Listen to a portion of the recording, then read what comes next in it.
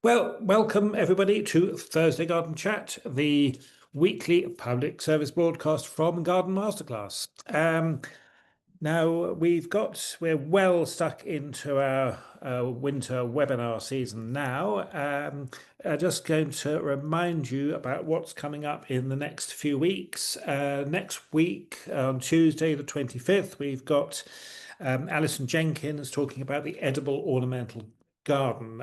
Alison has a place called Damson Farm just south of Bath, and she runs workshops there. And she'll be talking about really the relevance of growing your own food today and the history of that and contemporary approaches.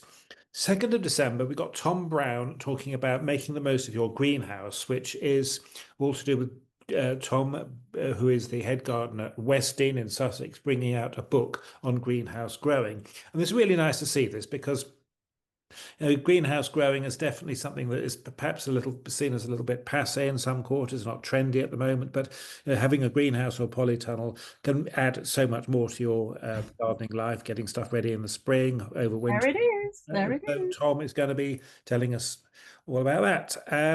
And then our last one before Christmas, our last webinar before Christmas, Tuesday, the 16th of December. This will be a very interesting one with Jared Barnes, who teaches at a college in Eastern Texas, talking about planting with perception. And this is a particularly interesting for anyone involved in ecological or naturalistic planting design, where sometimes it can be difficult to create plantings that just have that real aesthetic wow factor. And he'll be looking at some of the thinking behind how you put plants together to really make them look legible and coherent, and it's quite kind of research based, and I think particularly useful for anyone who does works with more informal planting styles. And that really brings us up more or less to Christmas. And we've also, of course, got various courses. Do have a look at the garden designers amongst you. Do look at our course page. We've got a visualization course, for example, starting in sometime after Christmas with Magda Pelka. And there will be yet more. Okay, so if you're new to the Garden Masterclass, we basically do webinars, and during the summer, during the warmer season, we put on live events in the British Isles, sometimes collaborating with people elsewhere in the world as well. And we have loads and loads and loads of recordings on our newly designed website. There's a huge amount of material there, both free stuff and the more information and pay to view for the more information packed webinar recordings and recorded workshops as well. There's masses of stuff there. If you like us, please sign up for our monthly newsletter. If you really, really like us, do consider becoming a member, and then you can get discounts and various other advantages. So I think over to you, Annie, for the first in our designer spotlight series. Well, it's not the first, actually, Noel. We've had Sue Townsend. Oh yes, that was quite a Yes, while. yeah, Yeah, yeah, yeah, yeah. yeah, yeah. So, and I also just wanted to hold up this wonderful book. Oh Tom, yes. he's at the Garden Media Guilds Awards tomorrow, and he's up against Monty Don, and we're all voting for Tom. So Hey, yes. yeah, so it's a brilliant book. It's an absolutely brilliant book about a glass house. Well, just growing in a greenhouse, and Tom is fantastic. So I want to put a big plug in for that too. So it's the second in our designer spotlight series, and this is a woman who I have been trying to get to do this for how many years, Tracy McQue. She's very hard to pin down, isn't she? Oh, she's always blinking while traveling. But Tracy, when did we first meet, Tracy? Gosh, must have been master classes, right? I It would have guess. been, and I don't know Oh whether yeah. it would have been before Sicily, wouldn't it? I think we met before. I think you came to some probably based in the UK. Yeah. But Tracy and Tracy, because I know the other Tracy's on too, Tracy Squared as we call them, come to a lot of our garden masterclasses, especially the ones in exotic places. They're great. And no, fantastic, and have a penchant for ice cream. So that aside, anyway, So Tracy, thank you for agreeing to do this, because I have been trying to pin you down and your schedule is crazy and you travel like a demon.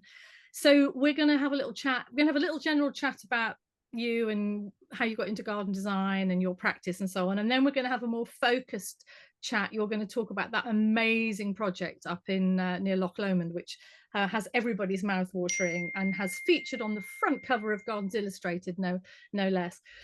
So Tracy, how did you get into this business? When did you come over to the dark side?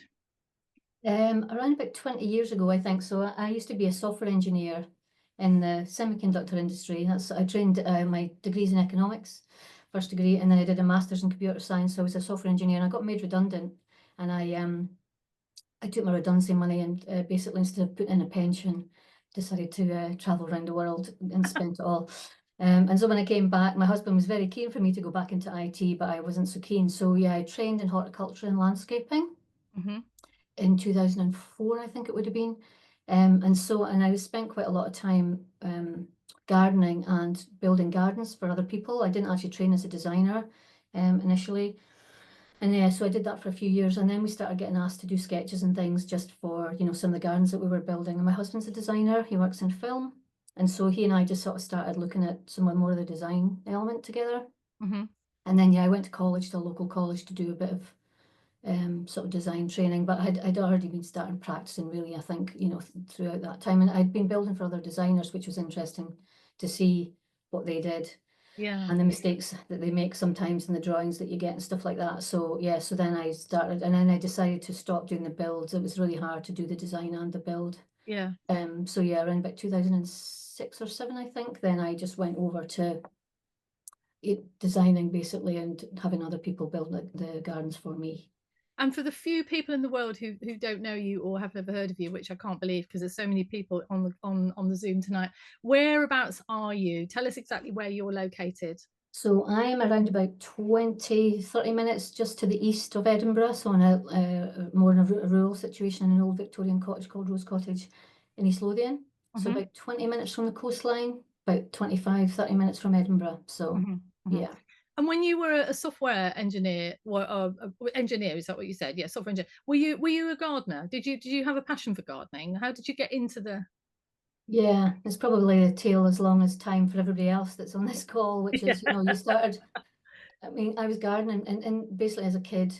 Yeah. My mom knitted in the winter and gardened in the summer, and I now knit in the winter and garden in the summer, and that's kind of it. And so we moved a lot when I was little. When I was a kid, I grew up in Somerset. I spent a lot of time down there, and we moved around a lot. And every time we moved, my mum would dig up the lawn of the house that we were renting usually, and we'd be growing food. And we were given this little plot with some seeds. Everyone's probably the same thing, and yeah. So we just grew, and our whole family did it. And you kind of, when I was a teenager and in my 20s, when I changed career, I didn't really garden very much. I lived in flats and things, but my family, my brother was a gardener. We all gardened still. So, and I think when I got made redundant, I came back. It felt like quite a natural thing to come back. Because I traveled a lot in Japan and New Zealand when I was away. I just realized how much that actually was a thing that I, wanted to do. I didn't actually realize that I could make a career and make money really from doing it. So why don't you go into your screen share now, that the rolling one, while we're chatting, because there's some lovely images there and we can continue sort of chatting about. Okay, let me see if I can get this to work first of all. Hold on. Should be able to. We did it a minute ago, didn't we? We did. Yeah. I'm going to see if I can actually make it as a. Yeah, brilliant, lovely. So where did you do your horticultural training then? When you after you were made redundant, where did you start? I trained in a college. Can you see that screen? Yes, it's loud and clear, looking great. Yeah. Is it rolling? Is it moving? Yes, it is. Yes, it is. Yeah. I can't see it shifting. We just in a local in a college just outside Edinburgh called the Scottish Agricultural College. It's much more set up. There was a design element to it. We were doing plant and design, but it was mostly, it taught greenkeeping and horticulture and landscaping. And we would do things like be in the machine shed on a Monday morning repairing, bits of kit and stuff, that. And I am an engineer at heart. I am somebody who takes the toaster to bits. And I have to keep buying toasters like every 3 months because I keep unscrewing them and looking at all the bits on the inside. So I really liked that part. I like taking, like, it never usually, I'd always have like 7 screws left when we took the lawnmowers apart and stuff, but Yeah. so it was, it was very, there wasn't a design element to that really at all. It was much more about, and we were outside all the time. It was classroom based a little bit, but most of it was getting practical. Spending 6 months in a polytunnel doing brickying, that's what we did, building brick arches, things like that. Right, right. So you said you started building gardens for other people. Yeah. That's before you started designing your own, was it? Yeah. I had no notion. In fact, one of my teachers at college was quite upset when she found out I was going into design. She was quite annoyed after all the horticultural training, because she just, I think, I spent a lot of time, working for designers, and I never Yeah. had any inspiration really, or aspiration, sorry, to become a Yeah. designer. So did you have a team with you then? Did you have a few people? A lot of the lads that I had trained at college with, I Yeah. worked with them. A guy that I met who, when I did my first design and build garden, was my own garden when I lived just outside in Portobello in Edinburgh, and just one of the guys that helped me build that, he came and started working with me a bit as well, and so we were doing it a bit sporadically, I think, but for about 2 years, maybe 2 or 3 years. Yeah, yeah. And do you think that was sort of preferable to doing a sort of, focused college-based training, just hands-on building gardens? Did you learn loads by doing that? Yeah, I mean, everybody that knows me, I'm always banging on about this, even for designers. I think it is really difficult as a designer to do drawings for things that you don't understand how to construct. And I feel really passionately that even if you train as just as a designer, that you should try and get that experience on site. Because I think it is a problem. I was given often not great drawings, or people really not understand how levels worked and things. And me as the landscaper was expected to fix that on site. Mm-hmm. Mm-hmm. And that's problematic. So it's given me a really massive insight into what makes a good drawing, or what makes a good way of learning. And for me, it's knowing what a good mix is, or being on site and understanding all Yeah. those things. I think it's what makes me a good designer. I think that background. But what's interesting, Tracy, is that you don't do formal plans and drawings or planting plans now, do you?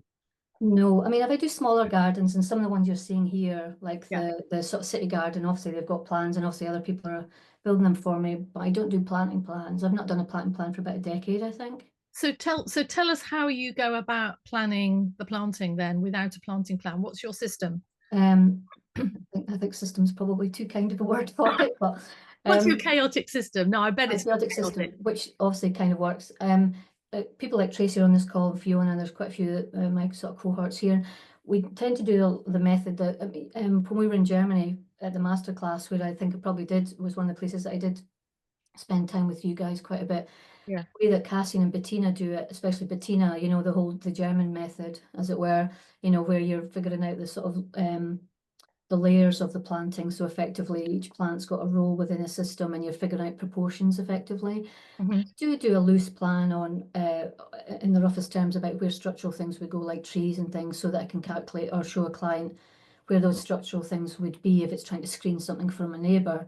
But when it comes to the sort of the perennials and the grasses and the rest of the plants on the way down in this sort of layering system, then we sort of work on proportions really. So the further So down, you're working at square meterage, and then plants per square meter, and then proportions of structure, mid layer, top layer, etc. Exactly. So the structural perennials there'll be less of those. The further down the pyramid you go, like down towards ground cover, where you have potentially, sometimes the ground cover can be 50% of the whole scheme. So but this is the engineer in me, I think, sort of the seeing the workings of things, or spreadsheets and things. I know it sounds like really unromantic, but it's a really because you're using your gut instinct, and you can obviously see the slideshow. We're doing all types of gardens, like big, estates, and that this principle can work in the smallest spaces the same way.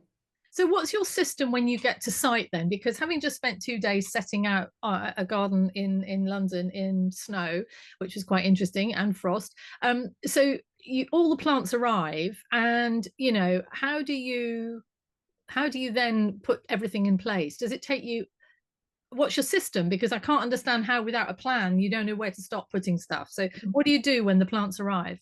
Well, usually I shout on Tracy or John or whoever's helping me, help, and they sort of get me clumped off the ceiling or wherever. I realise this is a stupid thing to do. Why do I do this? Because we've got a really good idea, and because again my organised project manager engineer brain has all spreadsheets and things, I know exactly where those plants what part of the structure, the role in that system is going to be. Right. So we lay out in layers, so we walk around and round and round and round the site. So we're not laying out left to right. We're putting the trees in first, Right. we're making our way down. And so when the plants come off the truck, you know, I've got lots of things in place to have the plants organized into their role in that planting scheme, if that makes sense. So all the Right. structural things are together, and we talk in a lot of detail, people like Tracy and Fiona, and people are helping me, John, about the rules for those plants. So, you know, certain things are in one. So I don't know, Stipa gigantea might be a 1. And so we lay those out right around the site, you know, so we work our way down, if that makes sense. So we've got the Yeah, plants, yeah, no, we've it's got the plants fascinating. organized Yeah. by role and by alphabetically, and we take turns. We basically, if the person that's doing the Stipa does the Stipa all the way around, the person that's doing the Calamagrossa, so that uniformity stays, that rule stays right around the whole stage. Wow, it's really interesting. And does it take long? I mean, does it take you do you think it takes you longer? I mean, obviously the result is incredible. So obviously it comes out, it's much more intuitive and beautifully put together. But do you think it takes you longer setting out like that or not? Or do you just have a really good team who are like well-oiled machine and know exactly what to do? Yeah, a bit of both, I think. I mean, we do, it does take a disproportionately long time at the top of the pyramid, you know, where it's more structural, because you're making key decisions about where those structural things go. By the time you're getting down to the bottom, to the ground cover, it's much faster. Yeah, Clearly, yeah, the higher volume of plants go in quicker proportionally, if that makes sense. yeah, But we yeah, can stand for ages, and Tracy's probably laughing right now, pontificating over. Does the Stipa go in 1 or 2s? You know, we've got general rules and we try and use yeah. spreadsheets and things, but I've got people, and this is, I want to talk about this in my talk about the collaborative thing is massive, because also I couldn't do it myself, and it does take, you know, a long time. But can you imagine trying to set this out with a planting plan with labels on? Just Yeah, yeah. Well, so having just been doing that, it is well, I yeah, think, I mean, the thing is, I think I think what tends to happen is for me is that you start setting out according to the planting plan, but then you start shuffling things, then you yeah. start reducing numbers because you see you've put too many in that corner, you have not enough in that corner, and so, you know, it does, and then you just pray that the client doesn't want a copy. Well, they've got a planting plan but doesn't want you to update the planting plan, because then it would be an absolute nightmare. Yeah, and because of again my background, I think because of every time I think about when I was in, you know, an engineer producing drawings and whatever, there's got to be value to that. And so the minute you move one plant in my brain, then that drawing's invalid, and I sure as hell don't want to draw it again. Exactly, It's exactly. possible to label it, and I've realized that my clients of all different types and, you know, different locations or whatever, they respond really well to plant mood boards and talking about. They hire me because they understand what they're going to get, but they understand the philosophy of what we're trying to do. Right. They're not obsessed by that document anymore. If they have a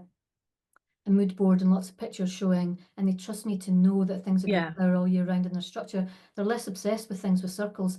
If they can recognize the new growth coming out of the ground, Yeah. you know, I'm explaining to them how we're going to do it, then they're not so Yeah. bothered about, you know, they can refer to what it is in different ways, I guess. But of course, clients have to build up confidence in you, and you have to have a back catalogue in order to say, look, I know what I'm doing, I can do this. So in those first few months or years of this system of how you operate, did you find a bit of kickback from clients, or did they just go with it? I mean, you know. Yeah, well, my husband says that I'm the ginger witch.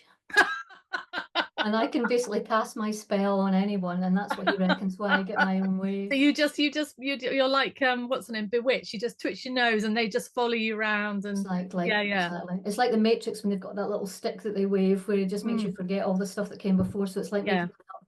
And I I think, mean, the thing is, looking at images like this, you've just got to show clients this is what I can do, and they go, fine, do it. You know, yeah, but until you get to that, until you've got that behind you, I think it's a little bit harder, isn't it? Because it, you've got nothing to yeah, show. you've got to prove yourself. I think it's Sure. having that ongoing relationship with the client where you're spending a lot of time gathering a brief and talking about what the identity of that space is going to be and how the overall scheme's going to feel. And I have, obviously, I do block planting. Of course, I do things in groups or whatever, but Yeah. people know that when they hire me that they know the kind of person. All my work pretty much comes from places like Instagram and architects and things. So you know, people are hiring me for a very specific thing. And you're right, early in your career, of course, you have to go through the Yeah. process of So doing it how the many years traditional way. have you actually been designing now? What's 18, maybe yeah, 17, okay. 18, 19, something like that. Yeah. So that's a good time. I mean, you've got a nice portfolio behind you to sort of show people, and Yeah. Yeah. So, and what, in terms of the process of garden design, planting design, and the whole thing, what are the bits you really love, and what are the bits that you don't like so much? Well, the bit I do love the most, I think, is the collaborative thing. And I know I talk about it a lot, but for me, just being with the people, some who are on this call, and all the people I know, I really love. I love the collaboration with the clients and the clients I get, and the and just, you know, the fact that the possibilities are exciting every single time. But yeah, I think I really love working with groups of people. I think that garden design can be a really lonely place if you're just, when I do quite a lot of teaching, and when I sit with students, I'm at my desk and I'm drawing probably 5% of the time. They look like, what? Because I'm very active out on site kind of designer, and I really love that. So I think that collaborative thing where sitting for days on end by myself at a desk, I think would be the thing I wouldn't like very Yeah. much. Yeah. The thing Yeah. I do like is being, and you know, we work all over the place, and we've got you know, a variety of weather to work in. And even I was with Tracy and Charlotte a couple of weeks ago when we were setting out more plants up in the Loch Lomond. You know, it was tipping with rain, and we're absolutely soaked to death, and we're still going, I can't believe we get paid to do this. What? Gonna get found out one of these days, but let's keep doing it. So I just love working with other people. You know, Yeah. I love Yeah. the brains of all the people. I love it. It means that I can come to master classes and go botanizing and all those things that we Yeah. all do together. So I think it's amazing. I think it's one of the best jobs that you could possibly ever Oh, do. that's so nice. Yeah, I mean, you are a great traveler. I was sort of joking about it earlier on, but does your traveling really inform your work? I mean, you know, are you, yeah, how Yeah. do you, are you always looking for, you know, a landscape to sort of investigate, or, you know, how, when you choose where to travel, what's the agenda? What are you looking for? Well, it's interesting. Tracy, Rich, and I talk about this a lot, and Stephen, I think, is on this call too. Fiona, people I go traveling with a lot.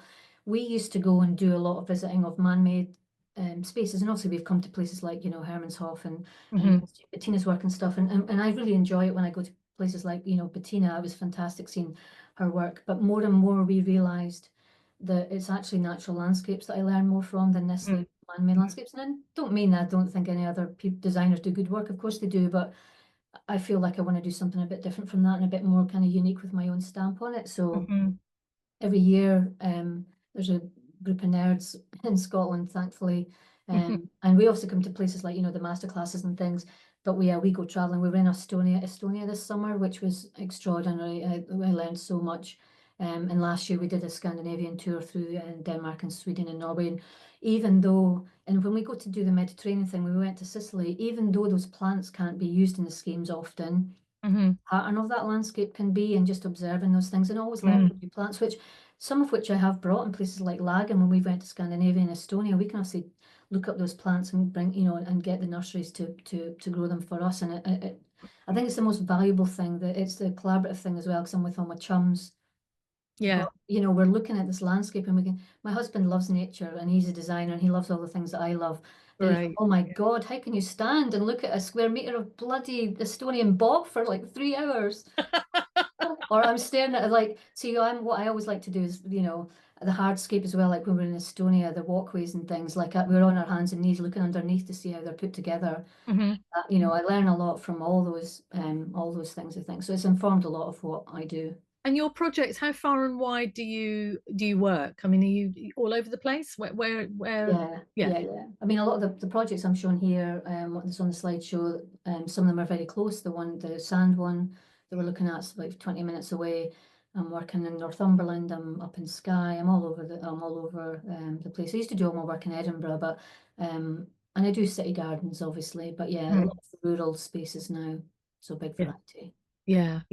So shall we swap to your Loch Yeah. Lomond project, and then you can tell everybody about that, because I know people are very familiar with it through Instagram, and yeah, and obviously Gardens Illustrated recently. Okay. Lovely. You see that? Yep, loud and clear. Yeah. Right. Okay, so let me just see this works properly. Aha, here Yeah. we go. Is that changed slide? Yeah, it's where we are, Loch Lomond. That's fine. Yeah. Okay. So yeah, I think a lot of obviously people you know this project, because obviously it's the one that's really long term, and obviously I post a lot on Instagram, and it's captured people's imagination. So it's in the Loch Lomond National Park.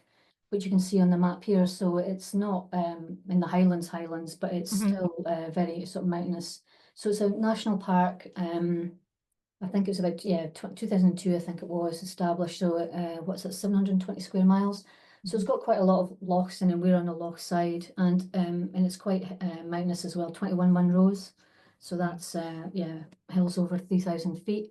And the really important thing to note about it is that it's got its own planning authority. So although it sits in Stirlingshire, it's actually the Loch Lomond National Park. It's got its own, it's strictly regulated. So that has big implications for us, because obviously we have to get planning for lots of things that we do. So it's a very, very beautiful part of the country. So it's about 2 hours from where I live. I live obviously in the east, over on the east coast. So yeah, it's about 2 hours. And at periods in this project, the guys start on site at 7 in the morning and they drive from Edinburgh every day.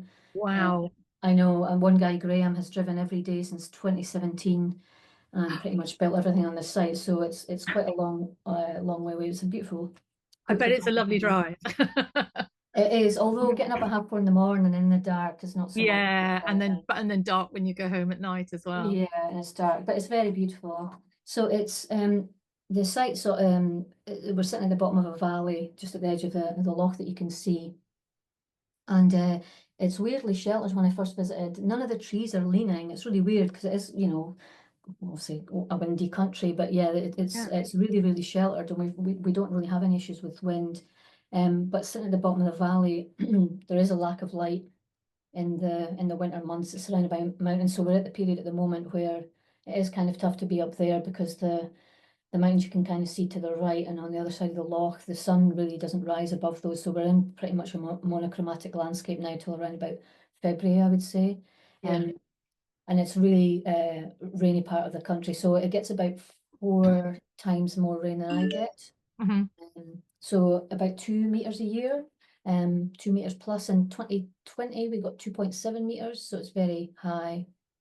And ironically, there's no mains water on this site, so all the water for the family to use is collected from the surrounding mountains, which means we can't water any plants, which has ended up being a really good thing for us. And so the part of the landscape that we're working in is around about 10 acres. The whole site's about 150, which I'll talk about in a second. So when we arrived, this is what was here. So a very domestic garden wrapping around the house. And you can see it's kind of got retaining walls and quite formal lawns, and a vegetable garden, raised beds, patios. And you can see in the middle here, you can see there's like a sort of tongue of land. So the previous owners had scooped up land from either side and sort of built this sort of retaining wall with flat lawn. Yeah, so it's quite formal. There was sort of conifers and shrubs on the boundaries, Leylandia and things. And yeah, you can see there's a lot of lawn and then sort of rough pasture beyond that. And so it doesn't really reach out to the landscape. And the surrounding us is where you can see all the conifers is a forestry commission land. So we share a forestry track with them. So you can see, yeah, it's very different obviously from what we've ended up doing with it. So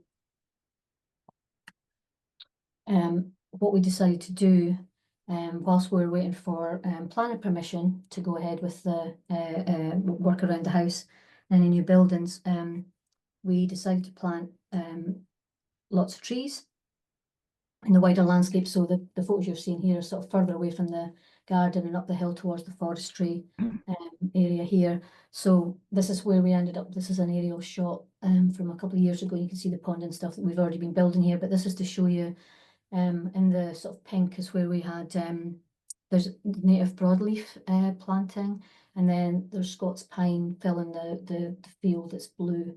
And we worked with there's a forestry grant scheme through the government, which where you get support for planting trees. So effectively they're giving grants to landowners, sorry, to plant trees. So they went in as like 1 to 2 year old whips and maidens, quite small, and now they're we planted them 7 or 8 years ago, and now they're taller than me. So we've actually got quite a good forest going on. The Scots pine, they're huge now. I think they came in 30 centimeters, so they're really big. So that was 2016. And then so there was a gap of a period of a year or so, I think, and we came back in around about late summer of 2017, I think it was, to see the site, and it was a really good time to basically spend a few months analysing and get to know the site more fully, which is a thing we try to do in all our projects. Obviously, you don't have months usually, but we were able to do here. But just to really get to know the land was really important. So we spent a few months sort of visiting at different times and getting to know what the landscape felt like before we started on too many sort of design ideas. And obviously your client was very happy to take this kind of gradual, slow approach, didn't want to sort of garden, you know, the following week. You know, that they were happy to just let you kind of do it, you know, in a very instinctive way. Yeah, I think so. I think that we've worked together before. I worked with them actually 2009. I first started working with him in a big a project in Edinburgh. That one lasted about 2 years, so he kind of knew. Right, great. So you had a track record together, which is good. Yeah, and we sort of, and you know, we want to get to know the land together. You know, he bought it and we were all trying to figure out what we were going to do. So yeah, I think that they were working with the architects and starting to figure out how the buildings were going to work, and so he's really happy. And you know, he's very creative as well, so he really enjoys that process of just looking at the land. Mm-hmm. And obviously here you can see that the grass that was there before had just been left to grow long, and we can also see how much of an impact that had on the landscape. Mm-hmm. You know, it took away the formality. Obviously, it softened everything. You know, the starkness of the photos that I showed before, just how soft it is now, and how the walls kind of disappear, and just even how much that planting around the things like the big terrace and stuff really softened off. So just obviously we knew this, but the sort of grassy wildness and how much that anchors any kind of buildings into the landscape, and it softened the whole space. And things like, I mean, obviously you can see there's things like hostas and kind of crazy golden conifers and things there. They look like they're in a cage, actually, don't they? They look like they've been put in jail. They're bad plants, been put in jail. But even just, and the things we know, because obviously you see my work, we bring plants right up to the, you know, around buildings and things.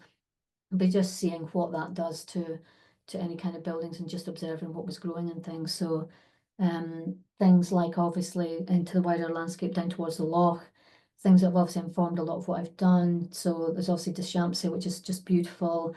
You can see the middle there, the sort of meadowsweet and the valerian, and that's just acres of that just growing. Wow. It's just so beautiful. You know, various umbels and things. There was a lot of things like rosebay willowhair, which obviously is everywhere, but that pink comes back in our Millennium Meadow through Lythram, you'll see later on. Lots of things like Merca Gale, which you get up a lot in the Highlands, just observing the way that shrubs grew in that sort of grassy landscape. And then things like spending time discovering how stony and rocky the site is, which has ended up being the best thing, I think.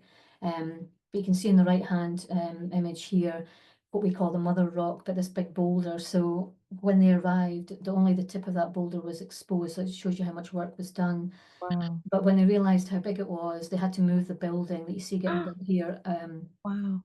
They had to shift it, which ended up being a really good thing for me, because it was going to originally be parallel to the house, and it was going to suggest some formality between one of the buildings and this new building, and that rock being in the way. It's almost like when that Icelandic or Scandinavian thing where the boulder stops you from being able to do what you want in the landscape. We have to build around it, which I absolutely loved. So that's become quite a key part. What is the local stone? Is it granite? No, it's I don't even really know. I just know it's very stony and there's lots of it. It's not granite. It's not granite-y though. I don't know. Tracy's probably be shouting at the thing right now, telling me what it is. But you can put it in the chat box. I need to. Yeah, I need to figure out what the geology of it is. But it's quite. You can see it's very roundy. It's beautiful. We've used a lot of but there's like, you know, that's become quite a theme of the landscape. But I do love the mother boulder. And then things like obviously around the other side of the house, there's again, you know, very 1970s conifers growing and stuff. There's a naso you can see in there, and we've actually managed to keep that. We've moved it to another part of the site. But I was just spending time looking at obvious things like, you know, how the lavender's like surrounding the steps, you know, there's little boulders in here, and how, you know, the garden's gone rogue after not being looked after, but just how the plants and the grasses are growing amongst the stones and things. So you were asking me obviously about my design approach in the way that I do drawings and stuff. So there is in the client's relationship with me, and I do this with all my clients, spend a really long time before I put pen to paper, really discussing the brief. And even though in a landscape like this, you don't always know what you want, I think it's really important to spend a lot of time. I'd rather spend way more time on that than the sketching part. I think for me, it's really, really important. So I throw together lots of imagery, and there's also about materiality and shape language and things like that. So we talk about what we want to do as well as what we don't want to do, and things here like how we were going to deal with the change in the changes in height on a sloping landscape. The fact it's obviously inspired by nature, but yeah, there's a lot of back and forth between he and I about shapes and materiality. And the top left image really stuck in my brain. That's Juan Grimm, who's a landscape architect in South America. And this is an image I'd seen years before, but I just really, obviously these steps have got more formality than what we've done, but you can obviously see there's straight flights of steps, a striking building, lots of plants around it. So yeah, this really spoke to me. Obviously, the element of water, rocks, angularity, and so you were asking me about plans, and like I say, I do master plans for smaller gardens, but here we don't have a fully fledged master plan because we know what we're aiming for, but we kind of leave ourselves open for a bit of sort of on-site magic. And I am quite a risk taker, and I'm quite somebody who's quite curious and experimental. So you can see that first sketch has not ended up at all what we ended up building. But I spend a lot of time, and Ian and I actually work together. My husband and I, even though he works in film, he's not actually a landscape designer, but we spend a lot of time chatting about shape language, and it's not ended up like this. But I think going through iterations of things allows you to kind of evolve those ideas. You can also see this is we use sort of SketchUp. When I've got the survey, I'll do things like looking at how the ground levels work, and if we put these walls in, what the heights of the walls, how that works with the landscape.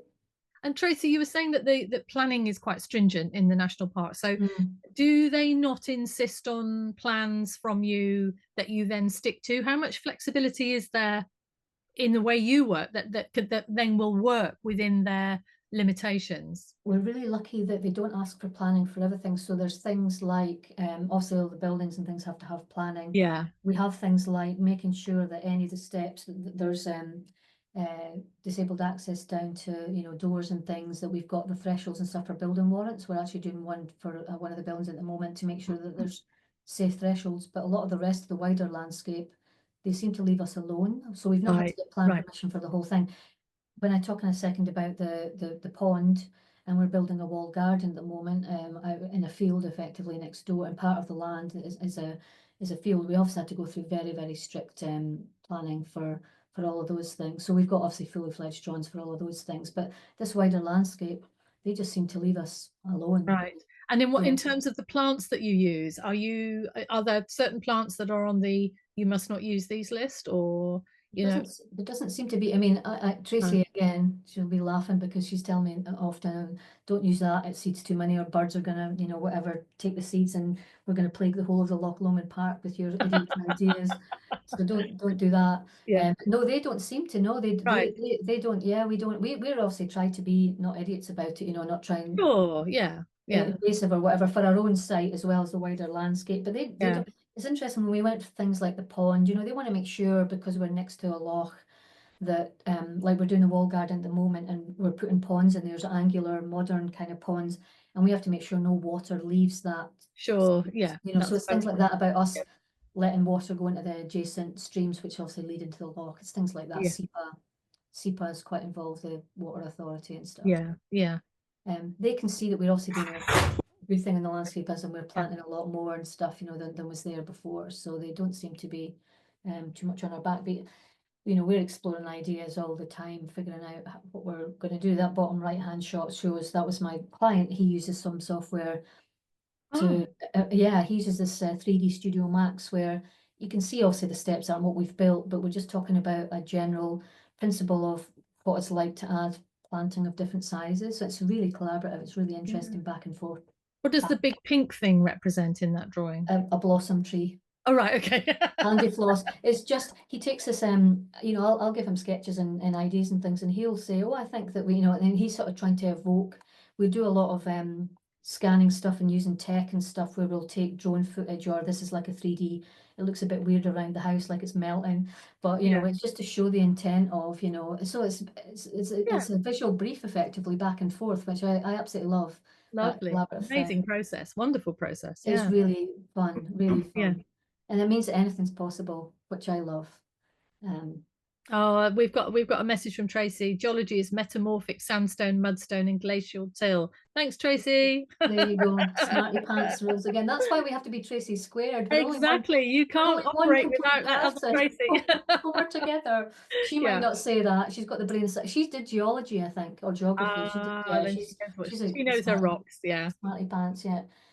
So I think the following year, later that year, the following year, maybe then we started to shape the ground. And I've done this before with this client where we have no real drawings at this point. We are just trying to figure out how the landscape works. So we have surveys, and then we start to shape the ground. And I worked with a young guy called Lewis on a project in 2009 or 10, and he was like 18, and he worked on building sites, and I think he's in that cab right there. So he's the digger driver. He's the digger driver, Lewis. Wow, Yeah. fantastic. And so they were up for this when we did it in Edinburgh, where we're effectively just exploring what the landscape can be, shaping it basically. So we can obviously see this is a tongue of land that had the lawn on it, and we're taking the walls down. We've reused the stone it's used in the house and in other parts of the landscape, and we're basically taking that tongue of land and then spreading it back across to create the slope that would have been there before. And so what we do is we sort of spread it out, and then we basically start to sort of walk the land. We plot it with just like stakes and tape and stuff, and we just start to figure out how the levels are going to work. We do it by eye basically, and it's like pottery, or you know, just shaping something almost with your hands, but with a big machine. And Lewis is just a genius. Fantastic. Yeah, really, really good. So we use drone footage. We walk back and forth, and so then yeah, we started. You can see here that obviously we've not created completely flat terraces. They're kind of like soft and sort of, you know, curvaceous rather than just being completely parallel to the house. And so we obviously originally made them parallel to the house, but then we start to smooth them out to make these quite interesting shapes. And one of the things that the client didn't want really was lots of walls terracing the space, because there's quite a big drop between the house and the bottom of the garden. So these don't look very big slopes, but they are quite steep. You can obviously see how many steps are on some of these. And so yeah, we started to form these terraces and plant trees, and then we started to build. This is obviously quite far on, but we started to build these sort of flights of steps. And so the drawings I do at this point are sort of flow diagrams, basically with arrows and things, just sort of wafting around the landscape to show where we want to how we want to move. That we want to go from, you know, this main house down to the building with the sedum on the roof, you know, just those kind of routes around.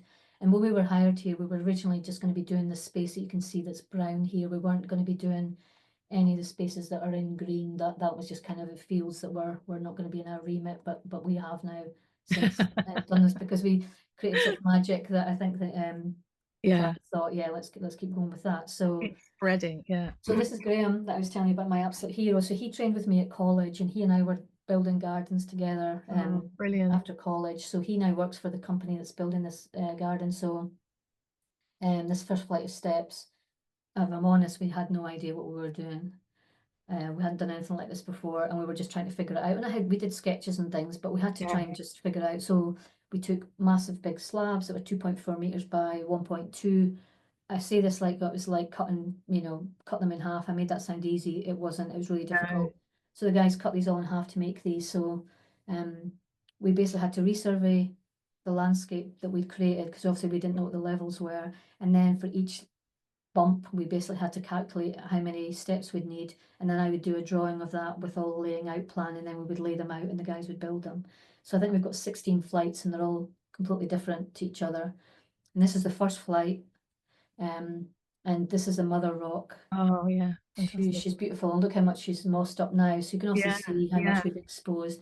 So this is the first flight that we built, and that's quite a big bank, and that's leading from the pool house up to the house. I think that's Stuart looking and going, God, and Bennett, she's lost the plot. What we doing? And are those wonderful floating steps? Are they Schlevis? Yes, that's right. So Exactly. is that a concrete or is it a stone? It's a concrete. It's a concrete. It's a concrete. Okay. So when you're saying you're cutting them in half, do they not have you know, rods inside? You know, they have. Yeah, they do. Yeah. And we asked Skelvis, Shelvis, Yeah. and they actually now produce a unit this size because of what we've done. Right. That's a good flex step. So we did cut them in half. Brilliant. Fantastic. And they seem to be fine. But yeah, you must be their best customer, I think. Well, I certainly helped them. Yeah, I think Ryan's always very nice to me when. I bet he is. So there's such an anthem of this project. So we did 16 flights, and they're all different, and they float. You see that sort of gap. They float, and they're beautiful on a sunny day. Fabulous. So we just built them. You can kind of see on these little concrete pillars, and then we've just used the planting to kind of hide the planting.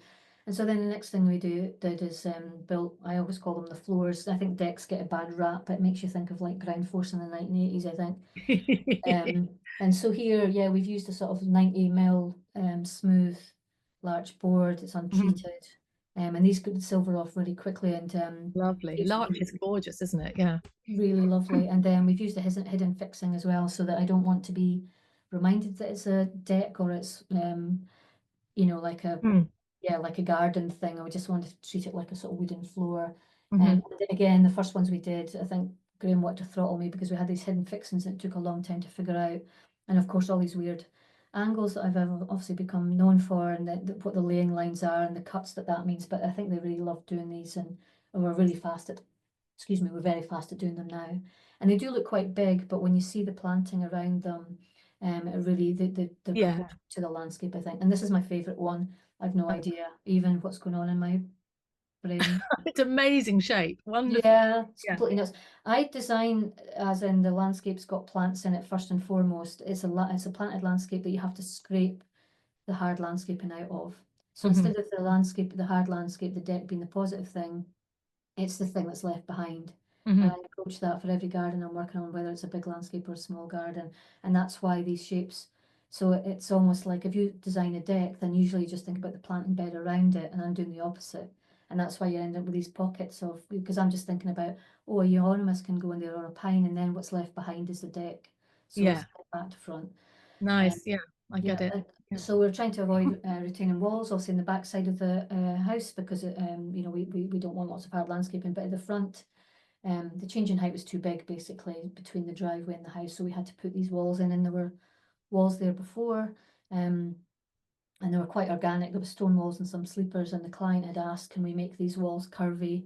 And I used my ginger witch persuasion technique again and said, no, we're not doing that. But what I did was I obviously made these angles which actually are quite organic in shape, but it's kind of weird to say that, but you know, they're not curvy, but they are quite organic. And obviously everyone's seen the shot that I take from this view a lot, but so yeah, you can see we're obviously building quite rubbish conditions. So they're block work, and then we worked with a metal worker. We work with a lot of specialists who then bespoke built to all the angles, all the cladding that goes on it. So you can see that second photograph there with all these weird, and setting these out is just a absolute nightmare because there's no right angles, or it's just like completely nuts shapes. But I think it looks great next to the floating steps. I think it's beautiful. The gaps and stuff that the guys have left, just so beautiful. So water is another really key theme in this project. So when we arrived, the two blue lines are two of the streams that run through the land. There's a lot of streams, but these two, and then the pink is the Leylandii hedge that I was talking about, and it meant that you couldn't see the loch from the house, which was kind of weird, and also you can see or hear the streams particularly. So we really want to reconnect the unseen elements here. So yeah, we persuaded again the client's very trusting, and let me take the Leylandii hedge out, which had been really good for screening. And so this is one of the streams here, and you can see it's basically a grassy ditch. So on the right hand side is what we used to call the island. So although it's not actually an island, because that's still our garden on you know, beyond the beach edge, you couldn't really get down to it. There was no bridge over it. It was like sludgy mess. You can see obviously the owner had dammed it up with something, so there's like a kind of pond there. I don't know what's going on, and you know, I persuaded the client. He just wanted to kind of clear them out, and then just leave them as they were. And I said, let's get Callum Gordon, who's the water specialist I work with, I know, who's a complete genius. So his degree's in art, and he's worked with water since he was like a tiny kid, and he can tell. So he's got brilliant knowledge. And so these are all the boulders from the site, the whatever sandstone, whatever it is that Smarty Pants Rich was just telling us about there. So this is our first stream, and you can see, obviously, you know, we have to keep the same route for SEPA. We have to keep the same route. We can't, if it's on a ordnance survey map, you can't change the route of the stream. Yeah. Yeah, so that's the things we do get picked up by the planners. So this is us renovating it, and this is what we created. Oh, lovely. So it's really beautiful, and you can see that obviously that deck's large, but you can feel it's quite proportionate in the landscape, I think. So I absolutely love this, and this is planting. We took this footage in the spring, my friend Paul. So that's how the stream looks now. Beautiful. And then this is a second one that we did, very similar. This is another part of the site, but it's ferny, sort of grassy kind of ditch, and we did the same again. We got some site boulders, but we got some bigger boulders from a local farmer. And there's obviously now these two new studio and a gym built there, but that, you know, it's completely accessible now. It's really steep before. Again, another deck to sit nearby. This one runs really fast when it's really rainy. Wow. So it's beautiful, the rain that comes off the hillside. And down at the bottom of the site is a really soggy part of the site, and this is the extra land that the client took a fence down and said, can we do this as well? And you couldn't use this part of site for anything, so we built a big pond again with Callum. It's about 70 meters long by 40 wide. It's about 2.5, 3 meters deep. So it's a lake, Tracy. That isn't a pond, that's a lake. I know. You'll see an aerial shot in a second. This project makes me like disproportionately think that, you know, 70 meters is just like a normal thing to do. You know, no, it isn't normal. No, but it's proportionate to the landscape, and it's really lovely. So yeah, it's big, and there's, you know, this landscape was wet, so it was almost like it was telling us it needed to be water.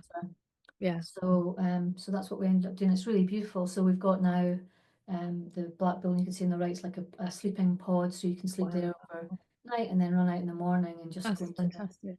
And did you have to line it, or was it just puddled clay? I mean, how? No, it wasn't clay enough. We had to look at that. So it has got a liner. Yeah. Okay. And then this is where I working with specialists and collaborating and stuff, because obviously, you know, Callum knows and I don't. You know, I can sort of waft and draw a kidney-shaped weird pond, but he's the one who actually makes the genius happen. So there's a sauna in here, and it's just a really beautiful space to be in.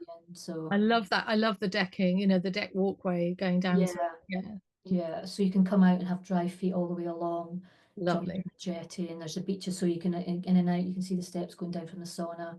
Yeah. So you get in and out of the water. We had a trip in the summer. A lot of the garden designers came up, and it was middle of July, absolutely boiling hot day, and the first thing everyone does is gravitate towards the water. So that's how it looks now, and that's something in the foreground, some quite newish planting, but it's set up really beautifully. And the edges of the landscape's now really blending in what's beyond, which I think is what it didn't before. So I think that's been quite a success. And then this is just quickly a thing I want to mention that people have probably seen me posting about this rule. Yeah. So my question to you was, how do you keep it clean? I know, and the thing is, I shouldn't say this, but you know, I'd have tried to, you know, do my part, and of course we're trying to figure out, you know, because it's quite close to trees and stuff. We knew that it seems to be fine so far. It doesn't seem to be. We've got silt traps and things further up the of the hill, so it's connecting a cascade that again Callum built close to the house, and there used to be basically a drain running along the edge of this landscape to the right, and it was underground. And I said, what's the point of the water? And it connected to another stream, and I thought, this is strange. You know, we should connect these together. So we've basically this drill. So it's beautiful. I love your fractured lines. I mean, they're just so, because so many people would have just put a curve in, wouldn't they? And this has got just so much more drama to it. So just describe that rill, because is it obviously you've got little spaces on either side. So is the middle part like a U shape that holds the water, or is it actually a sort of, does the water, like, is it solid? How is it formed? Well, I did a little sketch. So we're sort of always talking about dynamic design, which is our translation for make it up as you go along. That's what we talk about. But essentially, we were talking about how we were going to do it, me and Callum and the Ampersand guys.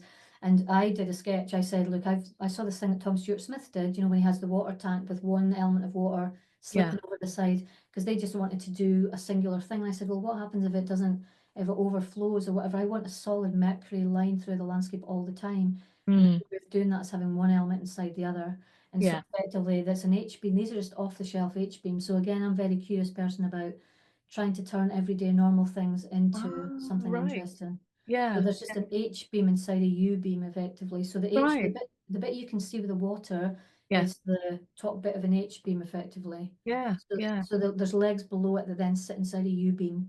And then how is it finished? Is it anodized or is it painted, or how? Yeah, we galvanized it, and then we've got Ross, our metal worker, who's an absolute genius, Ross Cranston, and he chamfered each all the way along the inside bit of the edges so that the water sits at the very, very outside edge. Because if you'd left it as 5 mil thick, then the water wouldn't sit side by side. Oh, it is a work of art, Tracy. It is. He's a work of art. Brilliant job. Yeah, we absolutely love it. Yeah, it's really lovely.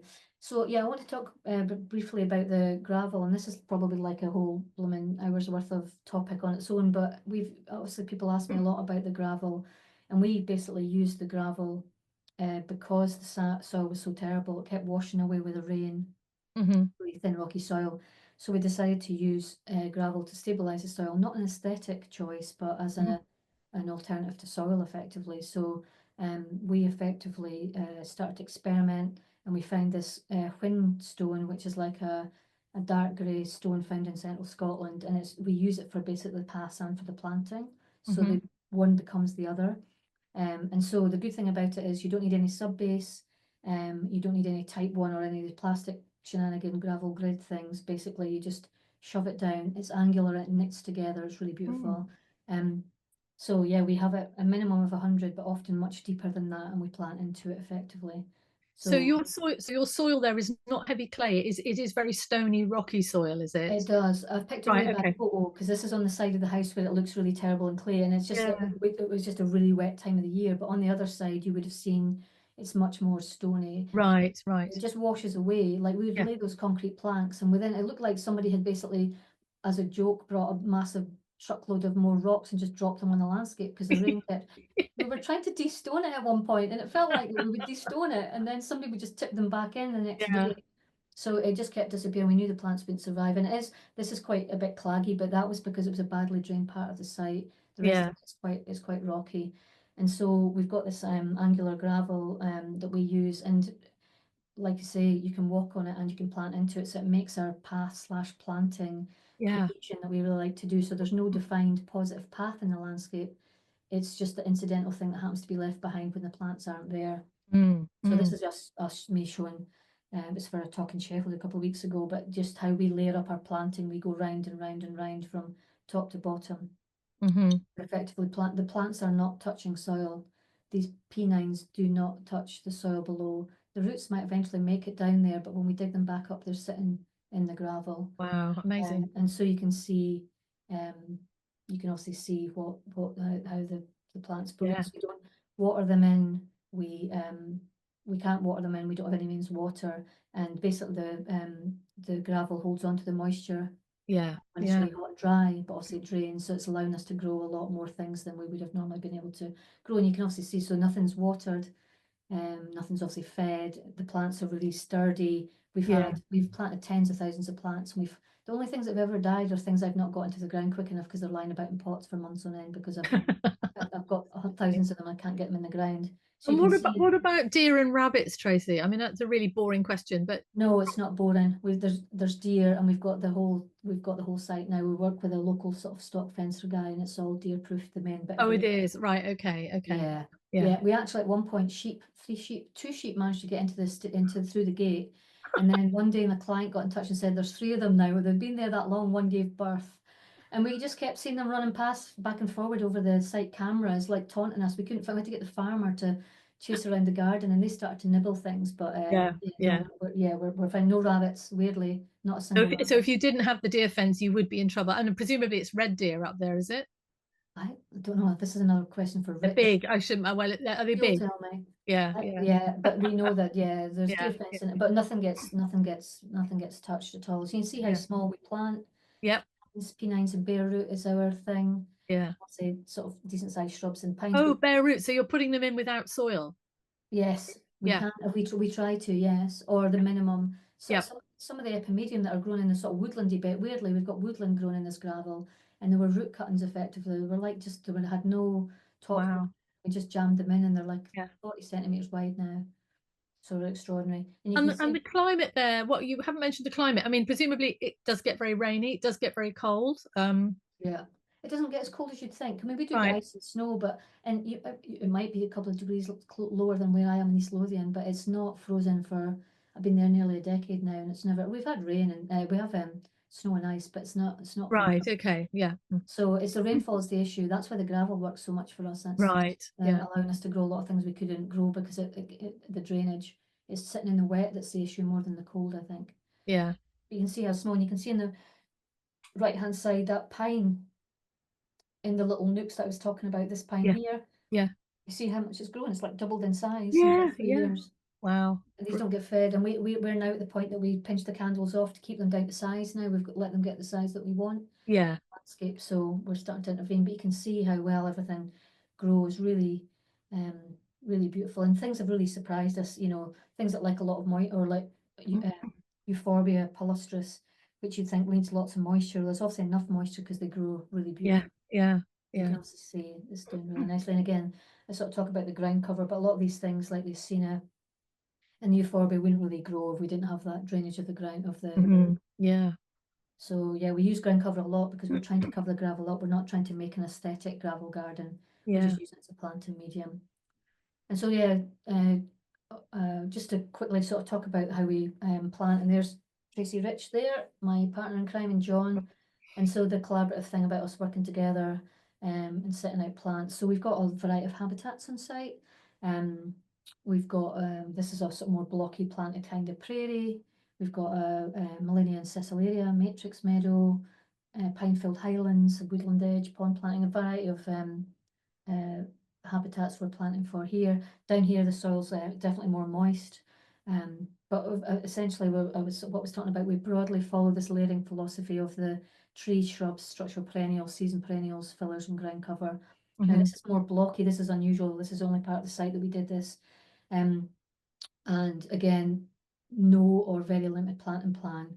So Tracy will be laughing at this point because me and her and John were standing, scratching our heads for ages, going, okay, we've got all these plants and we're going to put them in blocks, but how are we going to do it? So yeah, Tracy would probably want to throttle me that day, as amongst many other days, more than likely. But we work on a big variety of things here. So what I was describing earlier, we use mood boards a lot.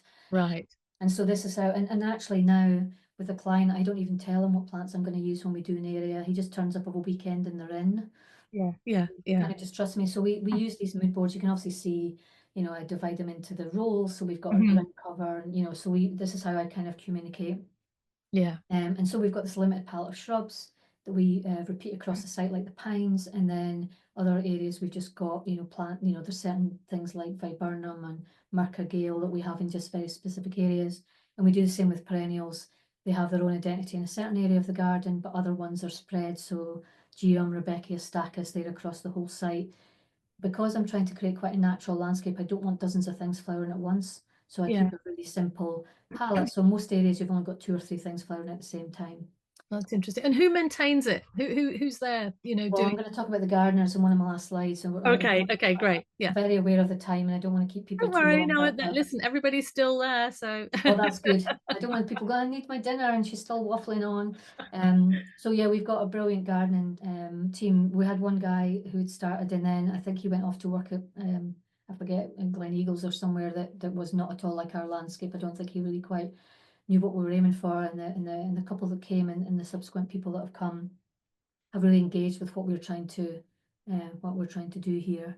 And I think the whole thing about this sort of limited palette of plants, so that it's around the house, we're making sort of joyous colour, but we don't want it to feel like a herbaceous long border. We still want Sure. Yeah. It would look weird, wouldn't it? I mean, in Yeah. that landscape. Yeah. Yeah, so you can obviously see a lot of the pictures I post around the house. They have got and I don't really think about colour theory. The other important thing to mention is that I do not design my planting based on blue, yellow, pink, white. Yeah. Colour is Good. literally the last thing I think about. Mhm. So I think about its role in the structure. I think about whether it's in the scheme, whether it's structural or a filler. the fact that it ends up with orange and yellow or red or whatever, I'm not, exaggerating, it almost ends up being an accident. I'm thinking about the form of that plant, how long it stays, if it'll grow in those conditions, what it would look like as a community, the whole thing about looking at natural landscapes. So a lot of these plants are kind of, if there's a good color combination, then it's an accident. It's not usually meant. So you can see that obviously, and this is just a a little snatch of the mood boards. But this is how I don't give the client a plant and plan with circles on. Right. Really, I couldn't do it here, but yeah, we do it. And so there's things like around the stream, we've got the iris and primula, and they only appear there, like I was showing you before. The tall perennials in the meadow, umbels, and so there's certain places that they only appear, but they're similar enough that you move from one area to the other and you don't really notice the change in identity. Mm-hmm. And so the picture here so obviously we use bulbs. Obviously the whole thing I was talking about, the rosebay willow herb, I've used this lithrum right across the Millennia Meadow, which obviously evokes that, so we're doing a very stylized version of that. Yeah. We've got the Salix Mount Aso in the foreground here, the Myrcagale, which is bog myrtle, which is all over the Highlands. Lovely. So beautiful, keeps the midges away. There's lots of midges up here. And so now this is about 3 years old, and you can see there are periods in the year where this Millennia Meadow is just grasses, but then there's periods where it's joyous pink right of colour. When Charlotte Harris came to visit to talk about the magazine article, she just laughed about how she said it. She thought it was really camp, which I absolutely loved the idea of camp. So there's periods, when you've got that really bright, colour going on, and then now the structure, it's got enough structure to do this in the winter, which I think is really lovely. So it's doing what we want it to do. And then obviously, we've got, the autumn colour of things like the Philipendula as well. And then here's our stream side, that stream that Callum renovated. So this is obviously us laying it out. That's what you saw John and Tracy help me with. And this is the first year, and I'm thinking, oh my God, it's not doing anything. Oh no, it's going to look awful. and then the next year, like, oh, it's turning into something. It's okay. And then that's what it looked like this year, which is just, I love it. Yeah, really lovely. And so it's bedded in really beautifully. And then around the house, this is the pattern that I probably love the most. So you can see that we've got this limited palette of, I think the lime green is probably the euonymus just in the spring, maybe. I can't remember if that's spring or autumn. And that was in the autumn, actually, about August time. So they take that colour before they go the bright red. And we see that really limited palette of that. And this is where we're sort of evoking the sort of highlands, I guess, in a way. This is where all the pines are. Obviously, you can see our planks and our gravel, which is starting to fill in. So you can see the landscape, obviously, from the pictures I showed at the beginning, how just different this landscape looks at our crazy angular decks. Yeah. Yeah, I think, it's starting to sort of take its shape now. And then we've also got things like our woodland. The left-hand side is that stream that had all the ferns in before, and we're obviously trying to evoke that stream again. And then obviously my love of boulders and geology and how well those nestle into the landscape. And there's the odd little pine tucked away in there as well. But we've got our woodland, we've got carex, we've got asters, Caringa, all those things grow really well, weirdly too. And so, in the last couple of slides, I just already want to talk about our kind of approach in the landscape, which I think is really an important thing for us. So this is Lewis, I think, in the orange, and Stuart's walking off in the yellow. So this is the spoil pile that came from the pool house, and this is just a fraction of it. It was so big that we had to get it surveyed to find out how much we had to kind of calculate. And we don't, we just basically take what we've got and spread it around and make good shapes. But you can also see it's just a big pile of crap, quite frankly. It's terrible. So what we did is we found Stuart was brilliant, and they were really on board with this. So we found this massive this company with a big machine that just basically came and separated the two piles. So we have a rocky pile, and then we had good soil, and we'd use the good soil for like the Millennia Meadow where we wanted the soil to be richer. Then we'd use any of the good and inverted quotes soil in those places. We use it really carefully. So yeah, we've not brought any soil into the site at all. We've reused all the pavings, recycled, crushed the concrete, lots of things that people are doing now. There were sleepers in the vegetable garden. We've used them to create routes up the hill. Even for some of the stepping stones that we got in, they came from the Ross Fountain in Edinburgh when they replaced the Ross Fountain in Princess Street in Edinburgh. They found this old sandstone from the Craigleith quarry under there. and I managed to buy them for like 1,200 quid, like an absolute bargain, and we've used them for stepping stones. And we've not had skips. There's a skip in that photo, but that's a builder skip. It's not ours. We've not taken any stuff off site Brilliant. at all. Fantastic. So yeah, we're really trying to work with what we've got, and then obviously any boulders that we found we've reused. And then the other important thing to say is that there's no pesticides or herbicides at all used on the site, so everything's done by hand, and the client commits resources to do that, which I think is extraordinary. So when we did any moving by machine to create these slopes, then the docks were one of the big problem perennial weeds that we had. We basically had amazing teams of people who came up and hand weeded that space, and that's a Brilliant. huge thing. So yeah, and the clients were absolutely adamant that they didn't want any chemicals used, which I think is fantastic. And so to your question, Annie, about the gardening team, so the right hand pictures, these right two pictures are people that would come up from some of my colleagues and friends and designers and students, and they would come and help us lay out and plant into the gravel. And we've had dozens of different people come and help us over the years with that. And then on the left hand side is two of the gardeners, Billy and Sam. It's Billy's the head gardener, and they're really on board with what we do. And I know it's a hot topic right now, and rightly it should be. And obviously I garden for people and I landscape for people, so I know what it's like to be on that side of the relationship. It's really important to me. And so this landscape would be nothing without obviously Graham and then the team, but definitely not without the gardeners, because they really are buying on into what we're doing here. So it's a big massive shout out to them, I think, as well. Yeah, definitely. And so lastly, just to say the whole thing about collaborating, you were asking me before, the metal workers, the water people, Billy the gardener pretend to be a tree so I can see what it's doing to the barn beyond. This is Callum and Lewis. We're doing, their willingness to experiment and to be curious and do all the things that we want to do is what's made that landscape what it is, not we wafting about and drawing. And I think the designers always get all the glory in it, and I don't think that's the case, certainly not for this project. Yeah, So no. we've worked with lots of people.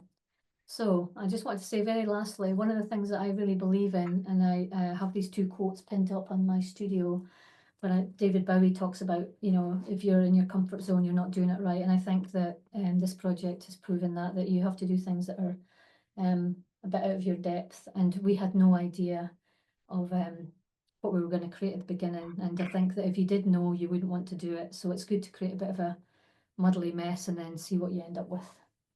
Fantastic. Great. Wow, Tracy. Whew, that was brilliant. Do you want to come out of screen share so that, because I'm sure there'll be people who have questions. I know it's gone on a little bit longer than we normally do, but I just want to say, oh my God, you were worth the wait. Oh, thank you. Really kind of you. Thank you. I mean, please, if you've got questions, put them in the chat box. But I just want to say that your system, the way you work, I mean, I'm sure everybody's feeling really envious, because to have that team, I mean, Ginger Witch, you're a ginger magnet. You get people. I mean, you've just got these people around you. You're surrounded by these, and it's not just, obviously it's not an accident.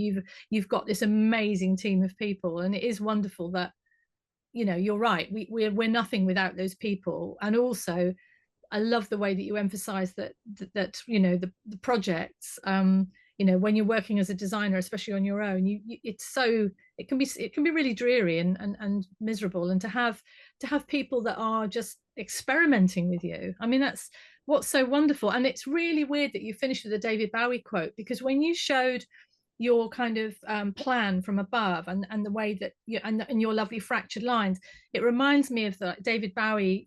He used to write songs. He used to just throw words on the ground, and where they fell, so it was really weird that you came up with a David Bowie quote at the end. Yeah, I love just his experimental thing when he's talking about, you have to, it's like wading into the sea. If your feet can touch the bottom, you're not doing it right. You need to just be uncomfortable enough to feel like anything could happen, because I think as a creative, I don't want to be too controversial, but I think there's quite a lot of bland design around, and I think that there is, and there's a lot of stuff you see again and again repeated and stuff. And one thing my husband taught me was not to look at what anyone else was doing, because when I was early in my career, I did look at what other people was doing and I tried to mimic it. And it was okay. I look back and think, oh, but there's people still turning that kind of stuff out now, and I just want to do my own thing. And I think that we have to be brave. And it's not about having big projects or big budgets. I think I apply that to thing. And the other thing that's really important for me to say, the way I think I get people on board to do that is because I want everyone to have a voice. So it's not, I obviously ultimately have to take responsibility, but Tracy constantly tells me, oh, we can have an open dialogue. All of us can talk about how what we want to do and what we think. Mm. And I think that's how you get people on board, that everyone's got a voice and there's no idea too daft. And ultimately I have to take responsibility and sometimes say no, but I get a lot of, I get as much from them as they do from me. So I think Yeah. But it's kind of, I can see that it's no accident that the way everyone has come together. I mean, you've orchestrated this, and it's you being the person that you are, gathering the people around you who trust you. Number one, client, my God, he must trust you with his life, So you've gathered these people around you to create something extraordinary. I mean, it's just so beautiful. You must be so proud, and the client must be over the moon. Yeah, he I mean, messages me when he comes up at the weekends and just says, because I don't often tell him what I'm doing next. He just has it a surprise, or he doesn't know the ornaments are all going to go red. yeah, And then yeah, they're 300 meters across the landscape and you can see them everywhere. He's like, oh my God, what the hell? yeah, The yeah, first year. yeah. So yeah, I think that for him, That is so nice, isn't it? yeah, it's really rewarding, I think. And I think this is the first year that I've walked that landscape, and we're not finished yet. We've still got about 2 more years to go. Mhm.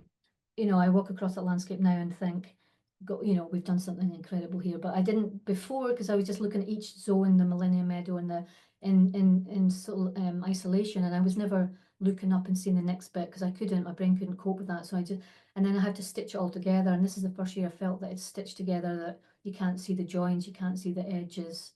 Yeah, It's becoming the thing that yeah. I was hoping it could be. There's so many takeaways from this, Tracy. It's wonderful. And you made a fatal mistake of saying that you teach. Ha ha.